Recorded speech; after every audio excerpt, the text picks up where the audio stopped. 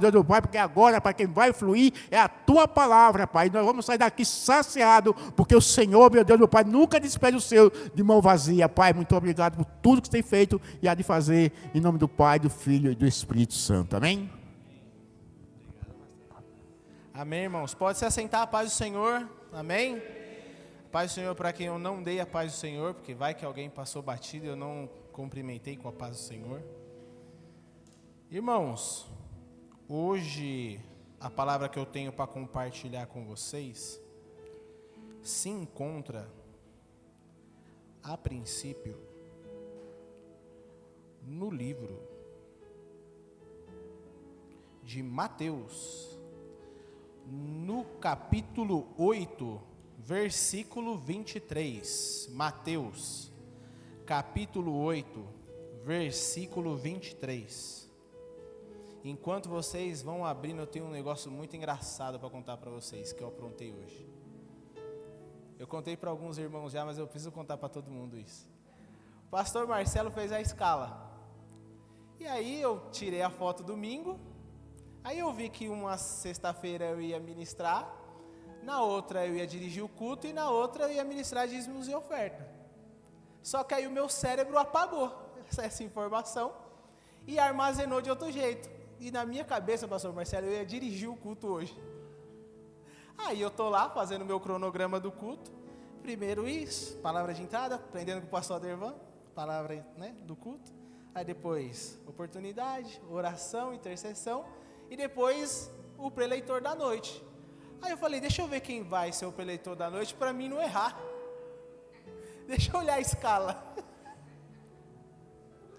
Aí era eu.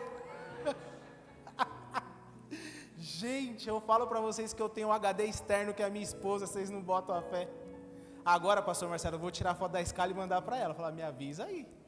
Só que assim, graças a Deus, aí a minha esposa é cheia do Espírito Santo. Ainda bem que você é um homem que lê a Bíblia, né, amor? Ainda bem que você está sempre, né, estudando. E ontem a gente estava lendo a Bíblia em casa, né, amor? Graças a Deus. Ela falou, você vai falar o que você falou ontem aqui em casa? Eu falei, não, é outra coisa. Inclusive, eu estava com uma ministração que eu tenho algumas que eu deixo pronta. A ministração que eu estou querendo ministrar, pastor Marcelo, é sobre graça, faz tempo. Quando o pastor der uma oportunidade, eu vou falar de graça. Só que o Espírito Santo não deixou. Que eu falei, vou usar agora na sexta-feira. Aí o Espírito Santo falou, não. E eu estava meditando sobre outra coisa. Só que eu descobri que eu ia pregar hoje, 5 da tarde. Só que eu tinha uma ministração pronta.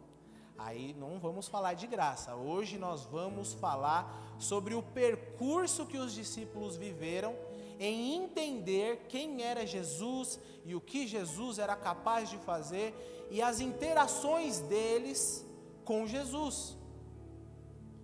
E eu separei 3 textos bem interessantes. E o primeiro está aí, em Mateus capítulo 8, versículo 23, que foi o que o pastor Adervan já citou, sobre Jesus acalmar a tempestade. Inclusive a Tati falou esses dias, cadê a Tati? Sobre isso, quando ela foi iniciar o culto. Mas hoje eu vou compartilhar mais uma vez com os irmãos. Vamos lá? Vocês estão comigo? Há de ser uma bênção, eu creio. Jesus subiu num barco e os seus discípulos foram com ele. Guarde essa informação aí no seu coração. Quem subiu no barco primeiro? Jesus. E aí os discípulos foram com ele. Discípulos. Não foi a multidão. Não foi a galera que veio só pelo milagre ou só pela comida. Discípulo. Informação número 1. Você é alguém que segue a Jesus. E você entrou no barco dele. A partir do momento que você aceita Jesus, você está no barco dele. Certo? De repente, uma grande tempestade agitou o lago. Na minha versão está lago, mas lá é mar. De tal maneira que as ondas começaram a cobrir o barco. Jesus estava dormindo.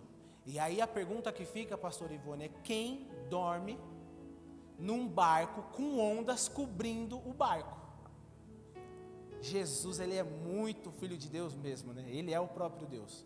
E a primeira vez que eu li isso, Eu pensei, ele estava pregando uma peça nos discípulos, porque não é possível. E aí eu tentei imaginar o dia a dia de Jesus, porque ele andava, mas não andava pouco.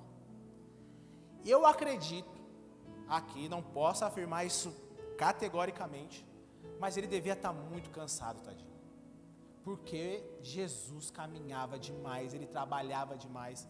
Inclusive ele solta algumas frases tipo assim: eu trabalho e o meu pai trabalha até hoje. Jesus estava cansado mesmo. E os discípulos não estavam dormindo, eles estavam acordados, mas Jesus dormindo em meio à tempestade. Os seus discípulos chegaram perto dele e o acordaram dizendo: socorro, Senhor, nós vamos morrer.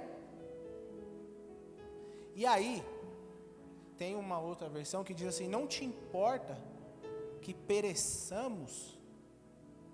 Eu gosto mais dessa, porque é o seguinte, na nossa vida, na nossa caminhada com Deus, vai ter momentos de tempestade, vai ter momentos de dificuldade, de confusão, e aí você busca o Senhor, e Ele não responde absolutamente nada, e aí a primeira coisa que vem no nosso coração é: cadê Deus? Cadê Jesus? Mas eu aceitei Ele estava comigo, mas está instaurada uma crise na minha vida. E aí você fala assim: Deus, você não está vendo que eu vou perder a minha perspectiva de vida, eu vou desanimar. E parece que Jesus está dormindo. Olha que interessante. E a pergunta é: você não se importa que a gente vai morrer? E aí vamos ver a atitude de Jesus? Por que é que vocês são tão medrosos? Gente, quando Jesus fala, eu gosto de parar, esmiuçar a frase dele. Tem uma versão, quem tem essa versão aí, que diz assim: por que vocês são tão tímidos? O André tem essa versão. Ainda não tendes fé? Ele pega o medo e a timidez e associa com a falta de fé, ou a ausência de fé. Sabe aquela pessoa que tem medo de se posicionar como cristão, que tem medo de tomar atitude para resolver a própria vida? Lá no fundo, Deus sabe que está te faltando fé.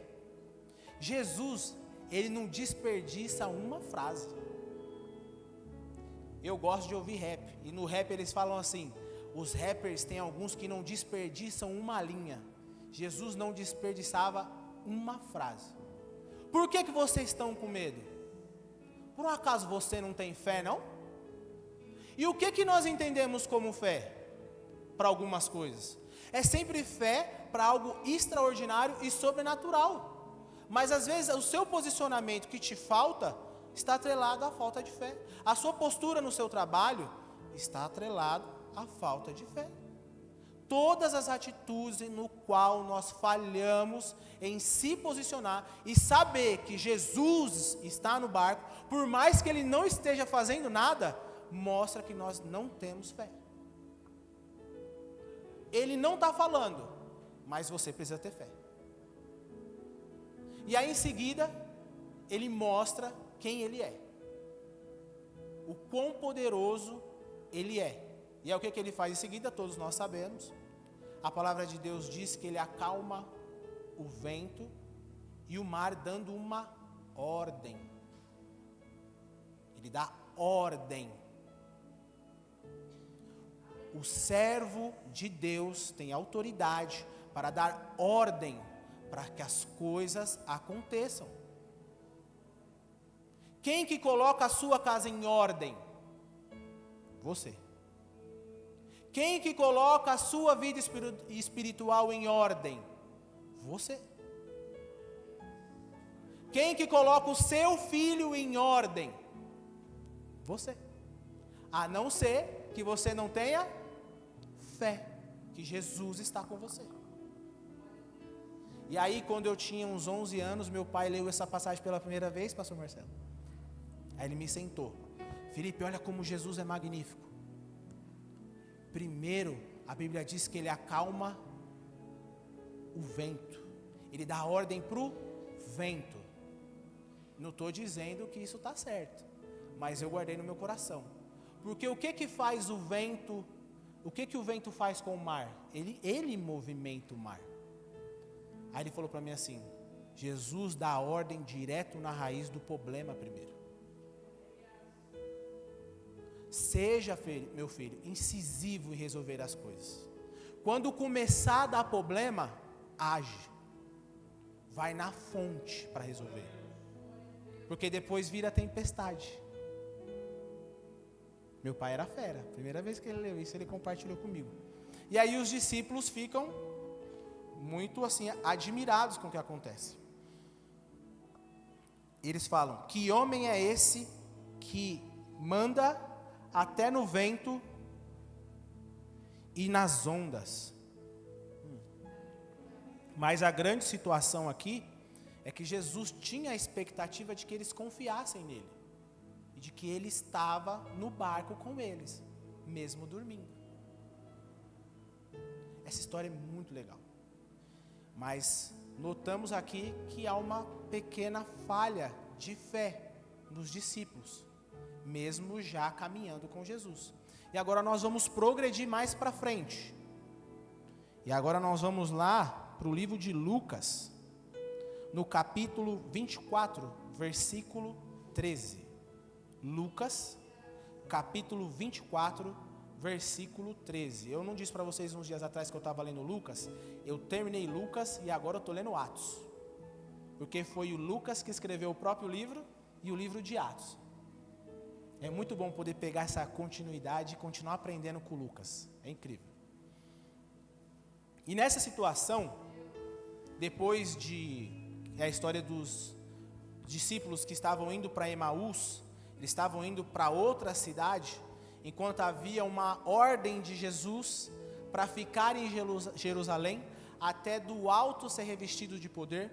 Jesus acaba sendo, ele se entrega, na verdade, ele é morto, crucificado, e os discípulos, vão tudo embora.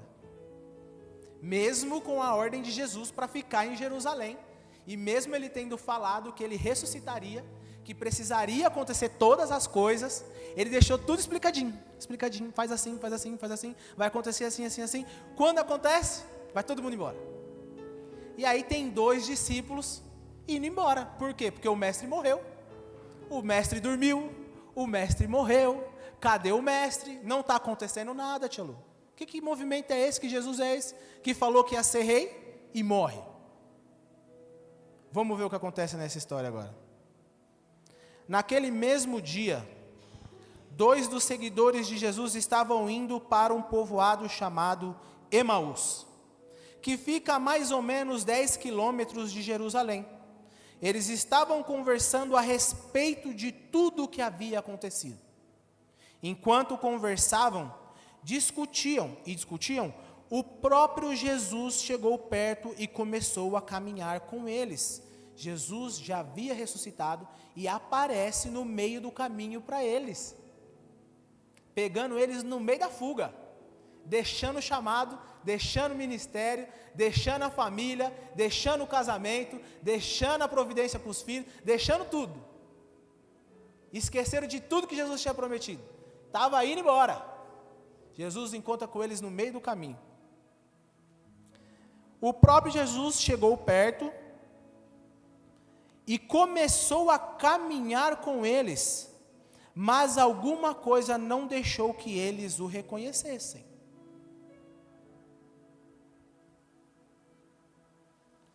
Então Jesus perguntou: o que é que vocês estão conversando pelo caminho? Eles pararam com um jeito triste. Olha como é que eles estavam. Eu e você hoje sabemos que a morte de Jesus era necessária para a ressurreição, para que o véu se rasgasse, nós tivéssemos acesso a Deus e fôssemos cheios do Espírito Santo, para que Deus nos perdoasse e fôssemos reconciliados com Deus. Tudo isso estava acontecendo, uma obra linda, maravilhosa, e eles não entendiam e estavam tristes. muito tristes. E Jesus do lado deles, eles não estão vendo, tudo triste. Te importa que pereçamos? Não, Senhor, estão tristes.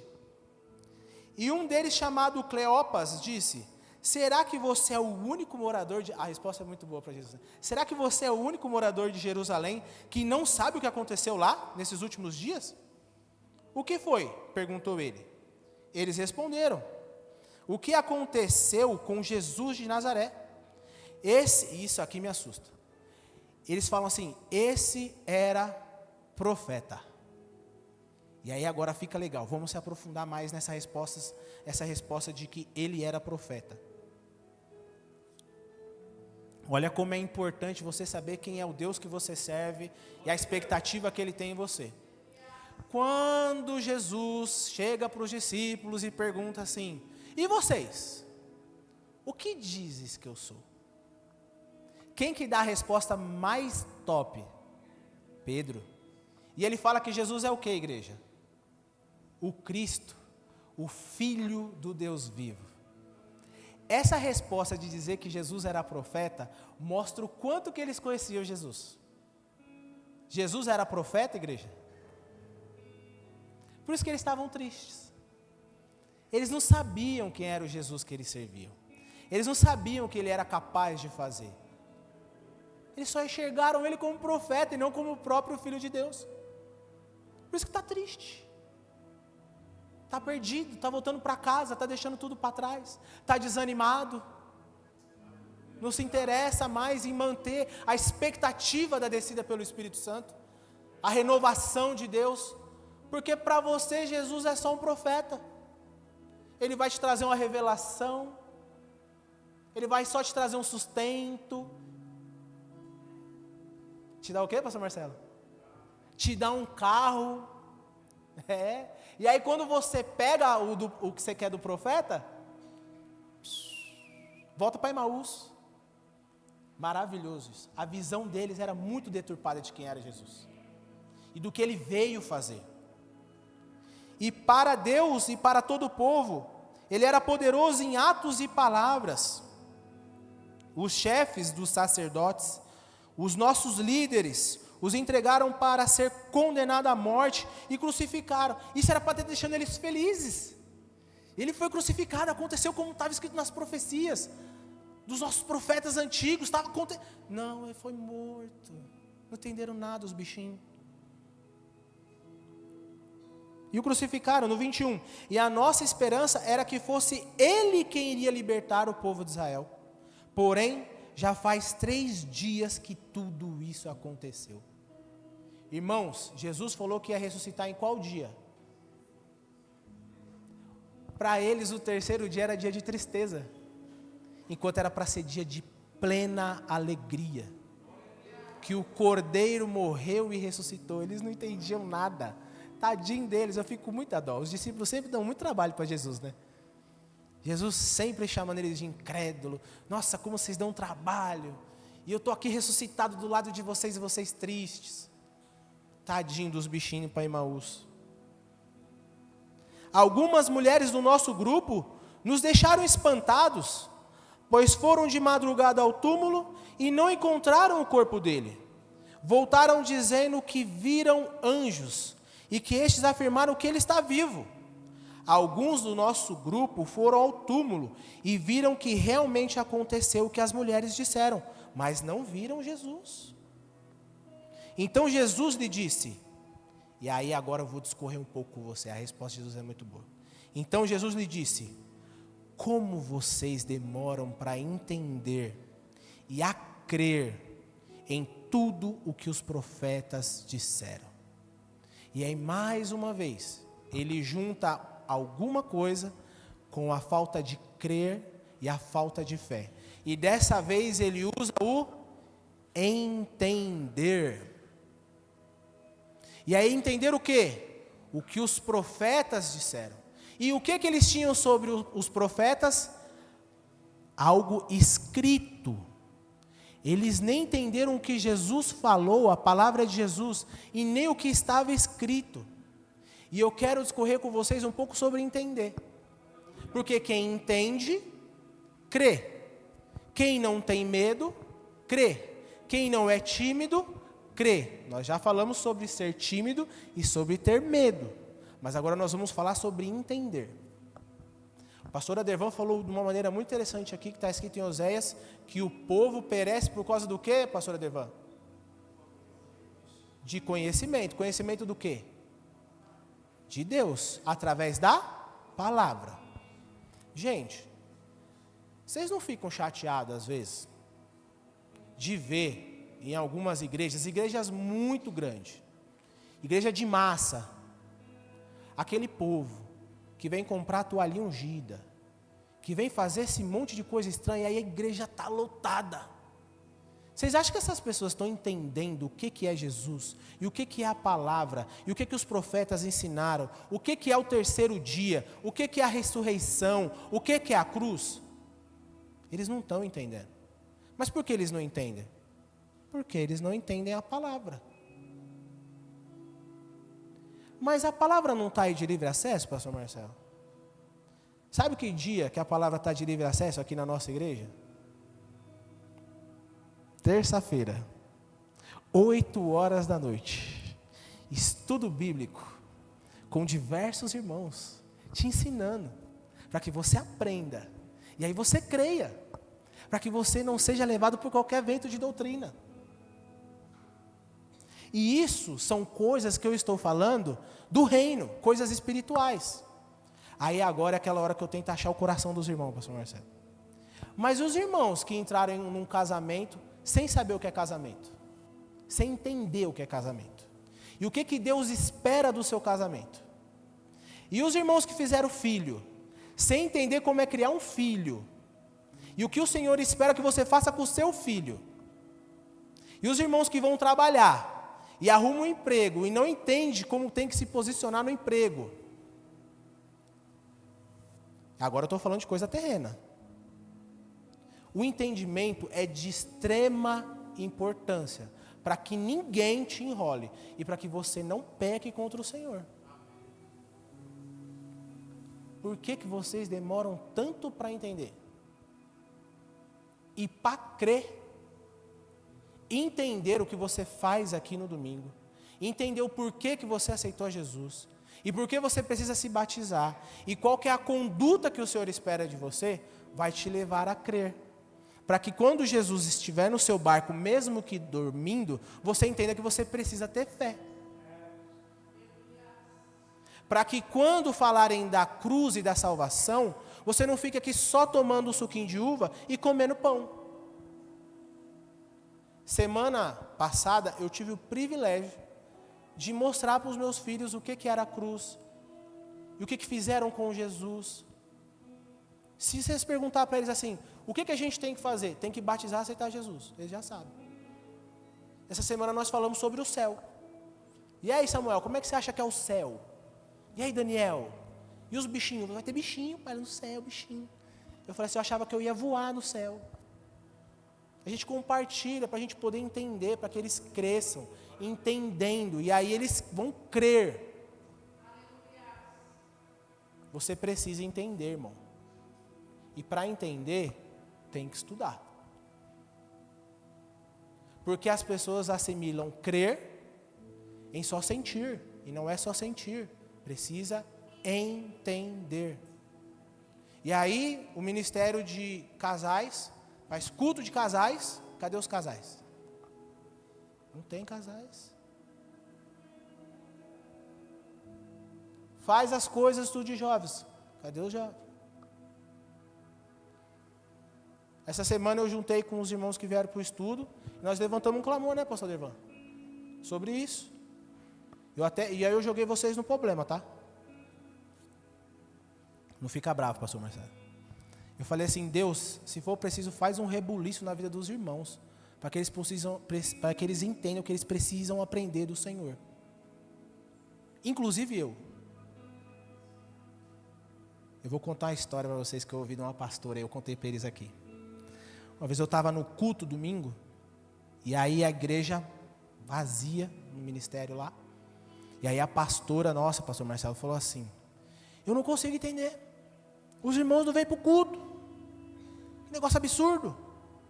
E o dízimo caindo direitinho. Os irmãos estavam contribuindo, mas não ia para o culto. E aí ela pegou um domingo, pediu o microfone para o pastor e falou assim: Deus, se possível, traz tribulação para eles voltar a cultuar o Senhor. Eu falei, a pastora perdeu a mão de vez. Eu fiquei em colapso umas 2 semanas assim. Falei, nossa, ela perdeu a mão. Mas tá certo. Porque a gente só lembra de acordar Jesus quando o barco está naufragando. Crente é um negócio absurdo, gente. Aí depois eu entendi o ponto da pastora. Por que a gente precisa ser assim? Assustador, né, pastor Marcelo? A gente dá trabalho, eu sempre falo aqui. Crente dá trabalho demais. Não entende, e aí não crê. Não crer em tudo que os profetas disseram, no 26 agora, versículo 26. Pois era preciso que o Messias sofresse, e assim recebesse de Deus toda a glória. E começou a explicar todas as passagens das Escrituras Sagradas que falavam dele. Jesus foi dar o estudo bíblico para eles, pastor Marcelo. Enquanto caminhava e dando estudo bíblico. Vamos entender os profetas, vamos ver o que ele falava lá. Iniciando com os livros de Moisés e os escritos de todos os profetas. Quando chegaram perto do povoado para onde iam, Jesus fez como quem ia mais para longe. Mas eles insistiram com ele, para que ficasse, dizendo, fique conosco, porque já é tarde, e a noite vem chegando. Então Jesus entrou para ficar com os dois. E aí é a parte legal, porque não é só entender e estudar, Jesus ficou com eles para ceiar com eles.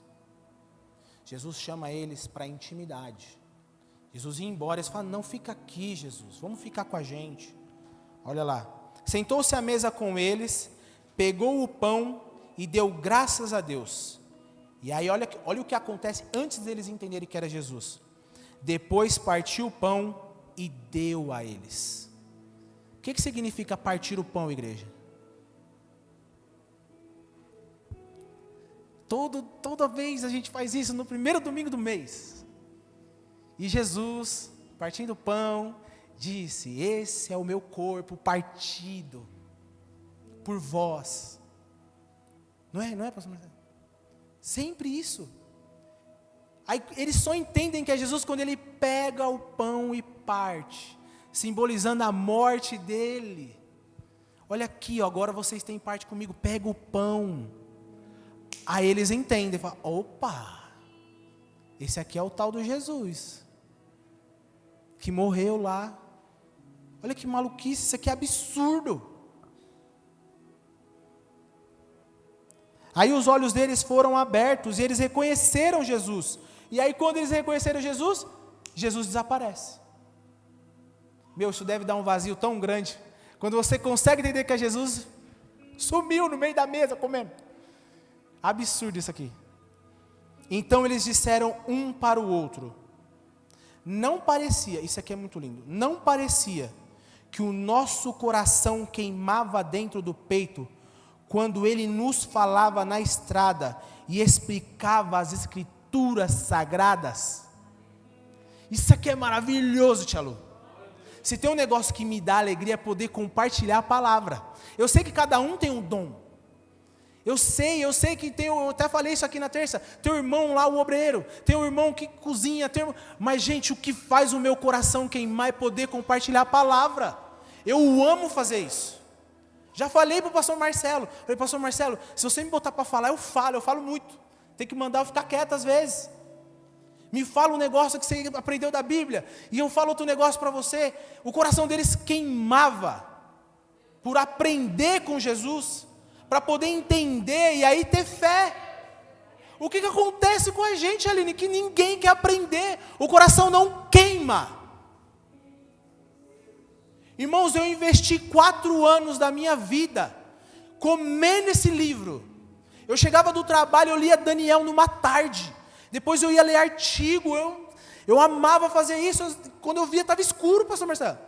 Nossa, escureceu, tem que buscar a Karen na estação. Aí montava no carro e buscava a mulher. E ficava remoendo assim, na hora do meu almoço, eu leio 2 capítulos todo dia. E aí eu fico assim.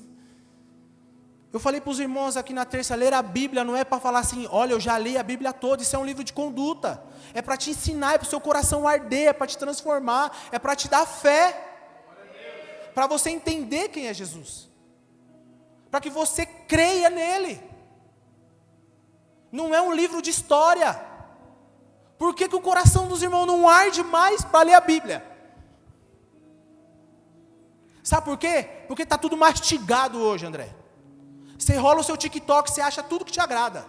Aí você quer aprender se pode ou não pode fazer tatuagem, você procura a pessoa que te ensina que pode. Aí você vai lá ler, olha, está escrito que pode. Você não se aprofunda, você não senta com Jesus, você não tem comunhão com Ele, você não parte o pão com Ele. Essa semana um irmãozinho aqui veio perguntar para mim, ô Felipe, eu quero saber se é pecado fazer tatuagem. Eu falei, filho, você tem tanta coisa no seu coração para tratar, você está preocupado com isso? Meu Deus!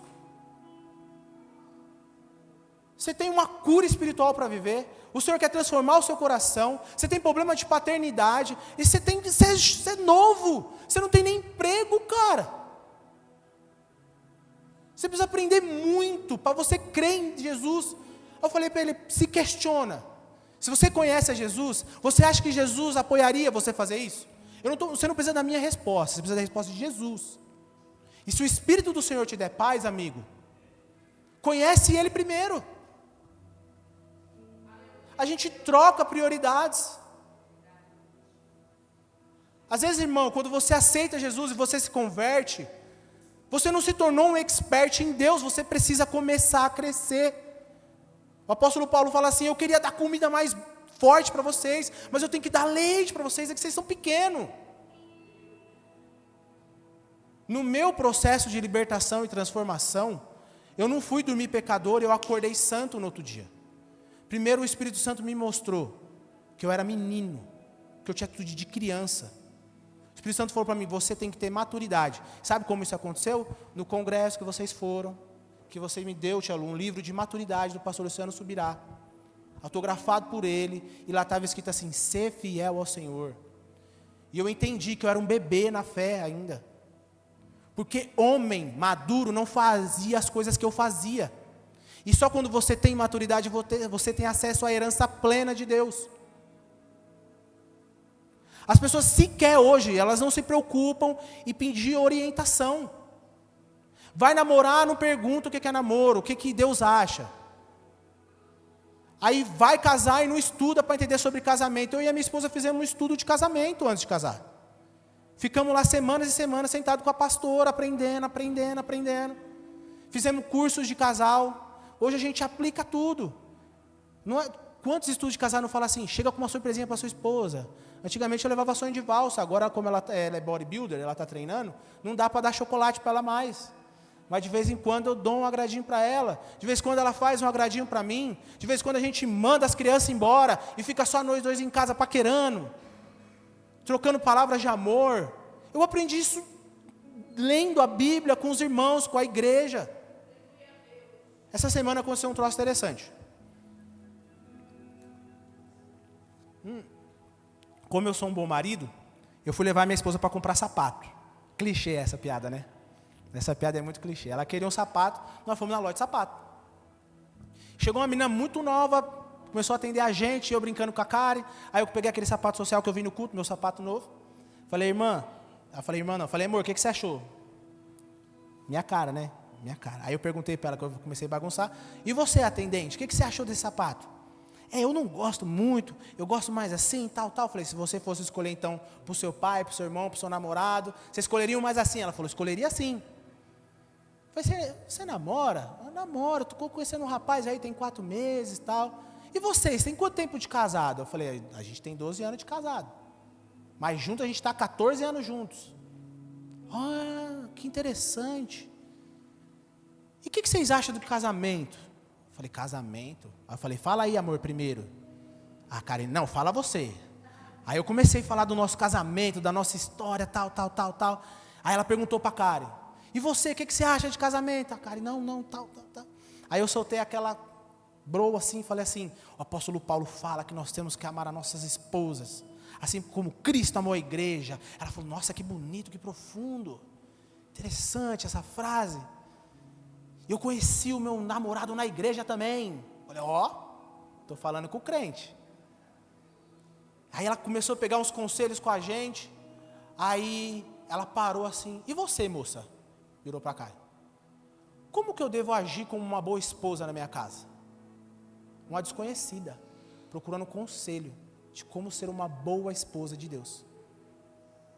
Uma pessoa que eu nunca vi na minha vida, conheci ela ali na hora, interessada em aprender.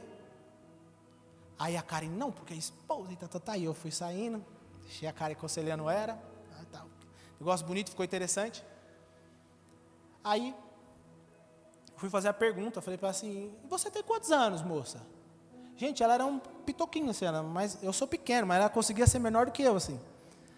Eu falei, quantos anos você tem? E ela usava uns Vans, assim, calça larga. Eu falei, ela é jovem, pô, ela deve ter 20 e pouco. Eu tenho 31 anos. Eu falei, rapaz, 31?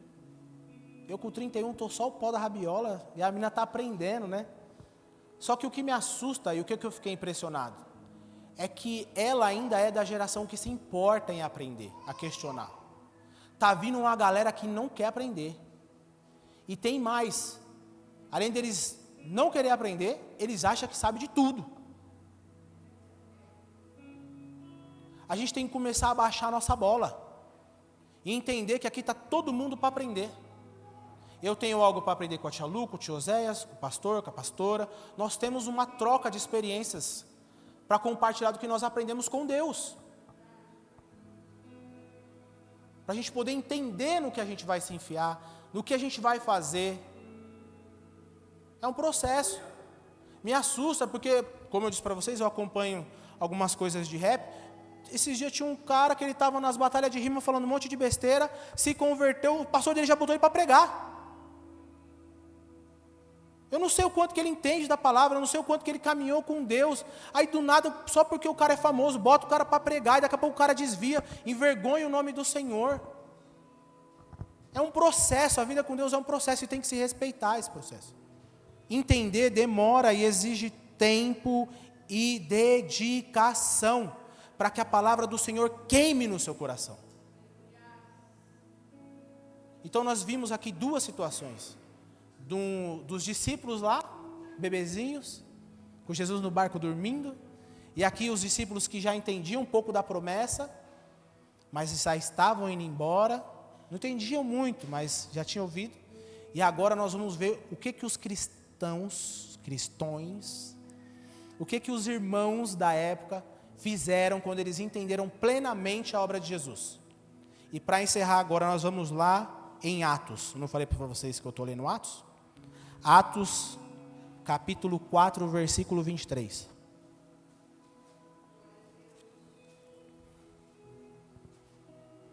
Atos 4, 23. O que tinha acabado de acontecer? Para recapitular, para você ficar com a mente fresca.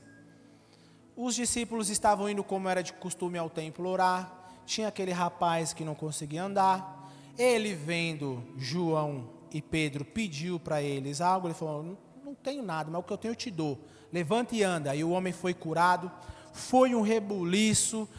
As autoridades chegaram revoltados com a bagunça de Deus que eles estavam fazendo. Prenderam João e Pedro. Levaram eles para o cárcere. Deram uma pressão neles. Falou, para de falar desse Jesus de vocês. Para de falar que ele ressuscitou, não quero essa conversa por aqui, senão a gente vai prender vocês. Aí por causa que a população ficou muito contente e viram o milagre de Deus, eles chegaram no consenso, vamos soltar eles, porque senão vai ficar feio para nós. Solta o João e solta o Pedro. Aí soltaram eles. E aí aconteceu isso aqui. Quando foram soltos, Pedro e João voltaram para os seus e contaram tudo o que os chefes dos sacerdotes e os líderes religiosos lhe tinham dito.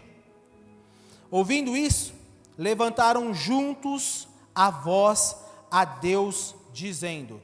O que vocês acham que é levantar a voz a Deus? Quem chuta?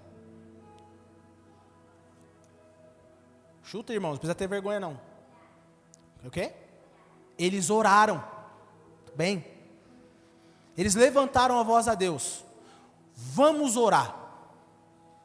João e Pedro foi solto, então nós vamos fazer uma oração para Deus nesse exato momento. Olha o que eles oraram.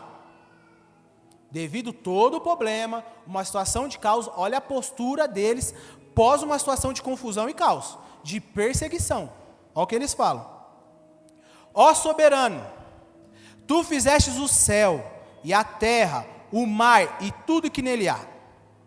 Tu falaste pelo Espírito Santo por boca de teu servo, nosso pai Davi, que se enfureceram as nações e os povos conspiraram em vão. Os reis da terra se levantam e os governantes se reúnem contra o Senhor e contra o seu ungido. De fato, Herodes e Pôncio Pilatos reuniram-se com os gentios e com os povos de Israel nessa cidade, para conspirar contra o teu santo servo Jesus, a quem ungistes. Fizeram o que o teu poder e a tua vontade haviam decidido de antemão que acontecesse. Agora, Senhor, guarda isso no seu coração, irmão. Olha a ousadia e o nível de relacionamento que eles tinham com Deus. Agora, Senhor, considera a ameaça deles e capacita os teus servos para anunciarem a tua palavra corajosamente. Eles não tinham mais medo, eles não tinham mais tristeza por estarem sendo perseguidos. E hoje, nós somos ensinados ao contrário. Se estão te perseguindo, clama ao Senhor, para você não acontecer nada com você, mas não é assim que funciona mais. Quando a situação chegar para você, e ela te apertar, ore ao Senhor, para você ter coragem, e aplicar a palavra na tua vida, para que haja transformação, e você confronte aquele que está te confrontando, através da palavra. Não é mais para incomodar Jesus, no sentido de, nós vamos morrer, ou nós estamos tristes porque você morreu e nos abandonou. Agora é o seguinte, Senhor, me fortalece, para mim ir de frente com esse problema, porque eu entendi a palavra de Jesus, e a situação não vai ficar do mesmo jeito. Eles não tinham medo de morrer. Irmãos, não entenda isso pessoalmente, mas nós somos uma geração de crente covarde, que se enfia dentro do buraco, com medo de se chamar de crente. Isso é vergonhoso. Pegaram João e Pedro, vamos matar vocês, se vocês não parar. Então a gente vai orar para a gente continuar falando, nos dá coragem. Por isso que me entristece o coração, quando eu vejo que o coração dos irmãos não arde para vir aprender. Como que vai ter coragem para falar de um negócio que não entende? E aí qualquer pessoa que chega aqui, com qualquer vento de doutrina, e começa a gritar, os irmãos se empolgam e roda num manto que eu não sei que manto que é esse. Me chateia, pastor Marcelo. Me desculpa, mas me chateia.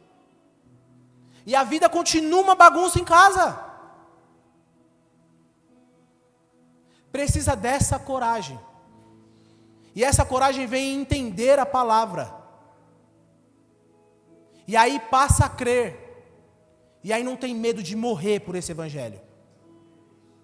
Jesus falava assim, eu sou como uma semente, que quando eu morrer, essa semente cai na terra, e cresce uma árvore, e dá abrigo para as pessoas.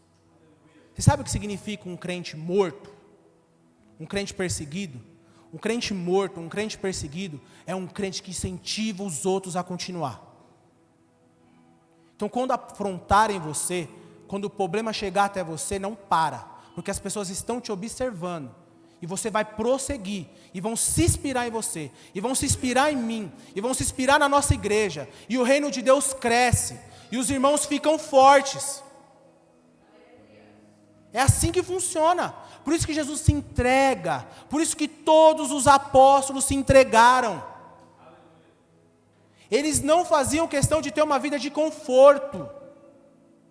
O apóstolo Paulo, assim que ele se converte, que ele entende quem é Jesus, ele vai estudar 1 ano. 1 ano aprendendo. E ele falava assim, eu sei que vocês nem me consideram apóstolo, mas Jesus me escolheu. E morreu decapitado por causa dessa palavra. qualquer coisa treme o nosso coração. Isso é absurdo.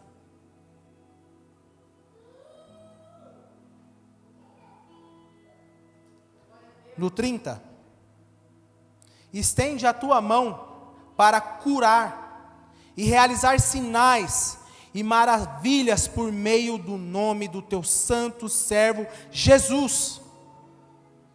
E aí a parte que você sente o arrepio, que o seu coração queima, para você entender o nível da oração que teve nesse dia. Depois de orarem, tremeu o lugar em que estavam reunidos. Todos ficaram cheios do Espírito Santo e anunciavam corajosamente a palavra de Deus. A gente se reúne para encher lotado. Eu vou segurar minha boca. Mas não se reúne para aprender a palavra e depois levar essa palavra corajosamente. A gente quer ver a igreja tremer, André, mas não quer aprender a palavra que treme a igreja.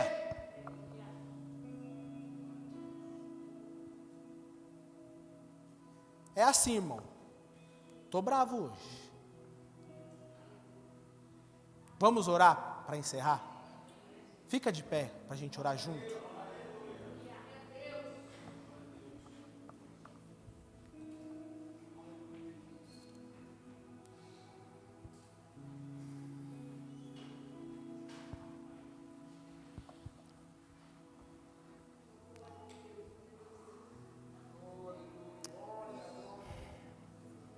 Irmãos, a palavra do Senhor diz que eles oraram juntos.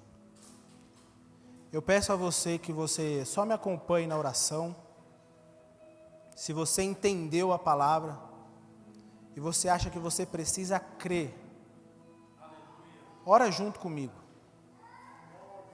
Vamos orar pelos nossos pastores, pelo nosso ministério, pelos ministérios que nós temos aqui, ministérios de homens, de jovens, de estudo, ministério infantil, ministério de obra social.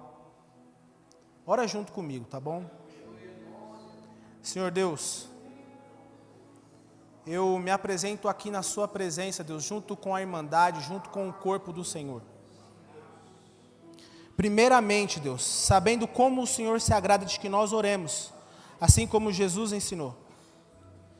Primeiro nós temos que glorificar o seu nome. Senhor Deus, não há nenhum Deus como o Senhor. E santo é o nome de Jesus, que é o nome que está acima de todo nome.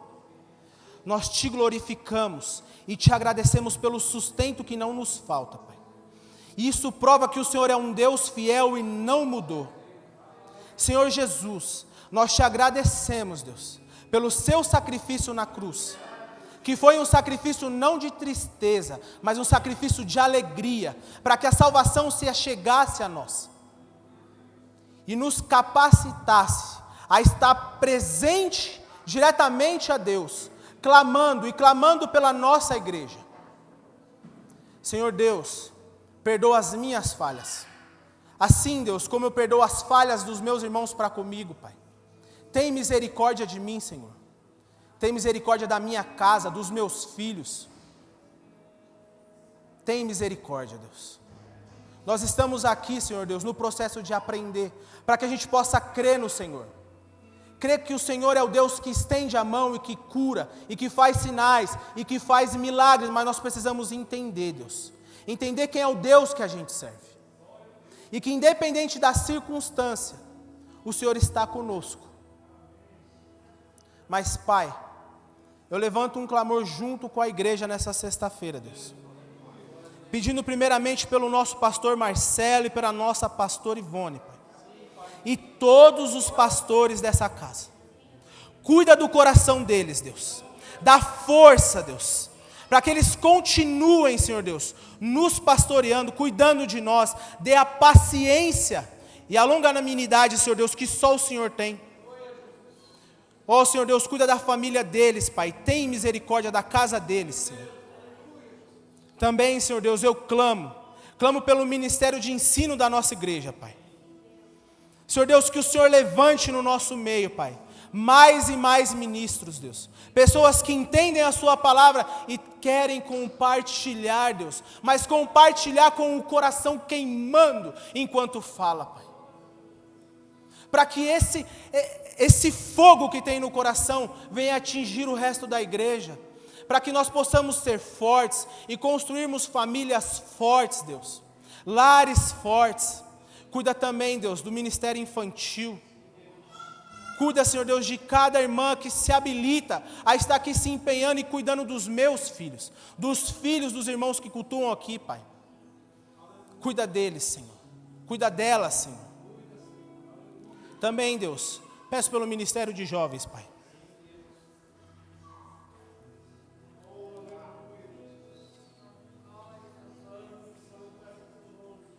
Peço, Senhor Deus, que o Senhor continue me dando força.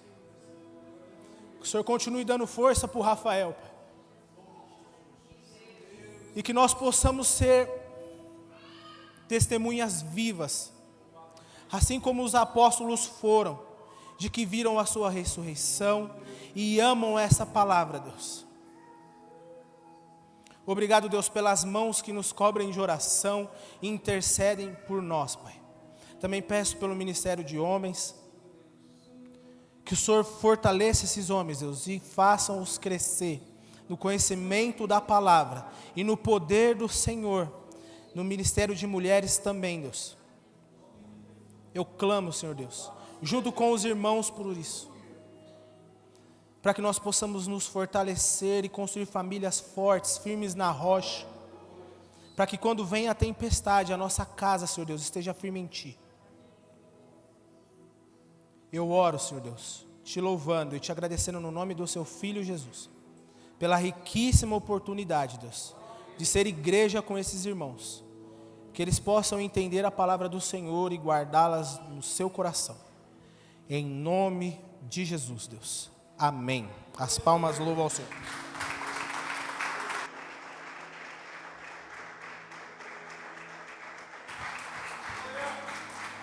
Glória a Jesus. Amém. Continuem de pé em nome de Jesus. A paz do Senhor Jesus. Amém. O Senhor tem falado conosco pela sua infinita misericórdia. Eu creio que o Senhor falou contigo e comigo também, usando a vida do nosso obreiro Felipe. E o Senhor quer relacionamento conosco, amém? Mas tudo que o Felipe falou também, a gente pode acrescentar que o Senhor requer de nós obediência. E a obediência, até mesmo quando Ele fala, olha, vão por todo mundo, prega o Evangelho. Mas antes disso Ele fala, vocês vão aguardar em Jerusalém, até que do alto sejam revestidos. O Senhor dá uma ordem para eles aguardar, né? Então tem um tempo para tudo. E ser revestidos para que o Espírito Santo, né, depois de revestidos no poder do Espírito Santo, eles anunciassem em Judéia, Samaria, até os confins da terra, né? Era uma ordem do Senhor Jesus, é uma ordem do Senhor Jesus, porque o livro de Atos continua sendo escrito ainda hoje. Nós somos o capítulo 29 do livro de Atos. Nós somos a igreja que escrevemos o livro de Atos ainda hoje.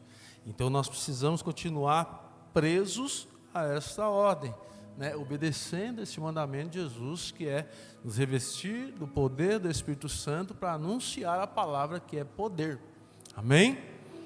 Então que Deus abençoe. E só é revestido quem se alimenta, né? Só se fortalece.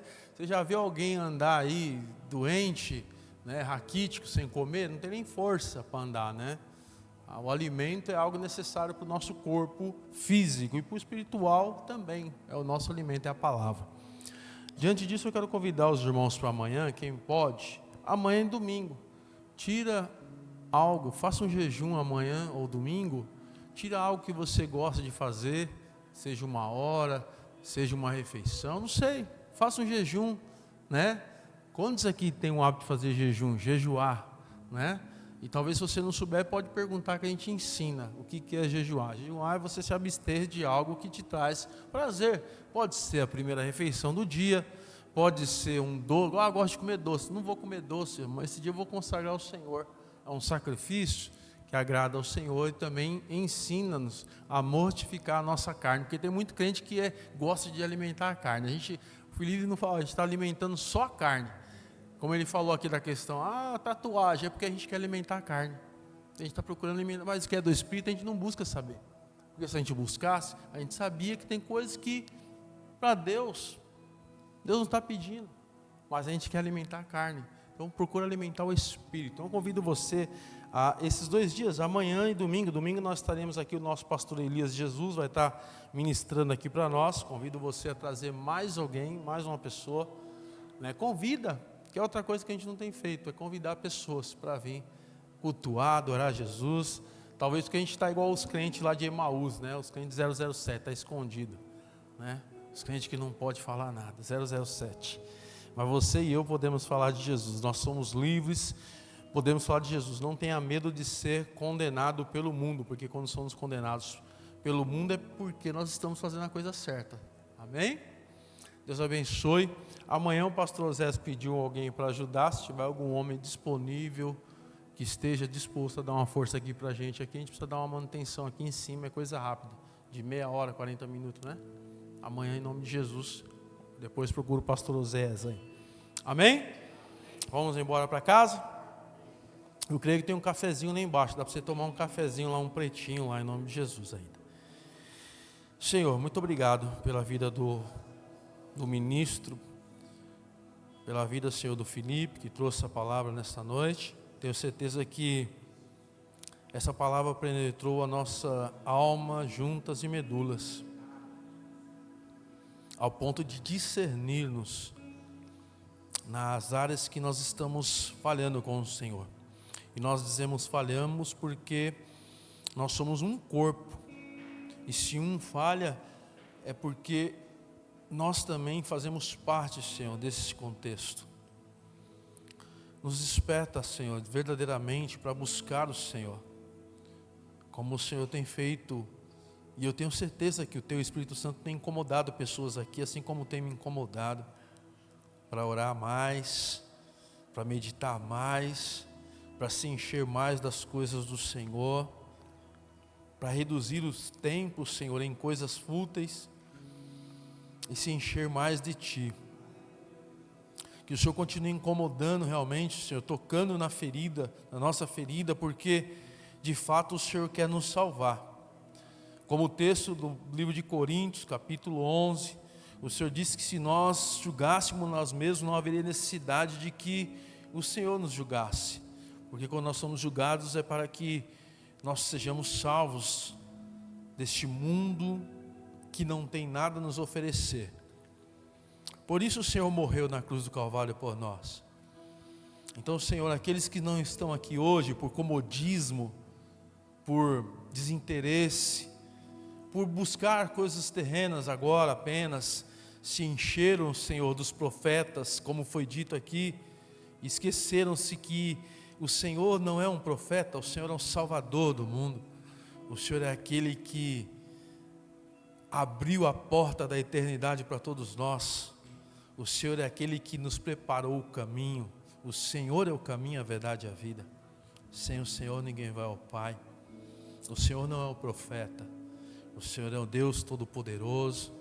É o Senhor que morreu e ressuscitou. Está sentado à destra de Deus Pai, intercedendo por cada um de nós. E certo dia, o Senhor prometeu que vai voltar para buscar a sua igreja. Que nós jamais nos esqueçamos disso. Que os nossos corações queimem por isso. Ansiamos a sua volta. Ansiamos, Senhor, a sua volta.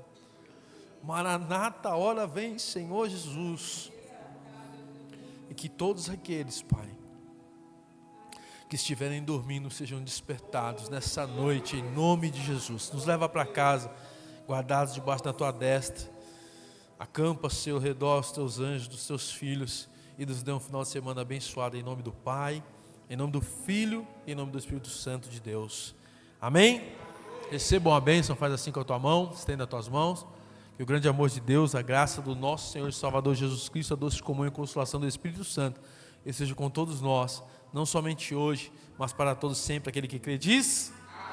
Dá um abraço à pessoa que está do lado, diga para ela, domingo tem mais, não falte, em nome de Jesus.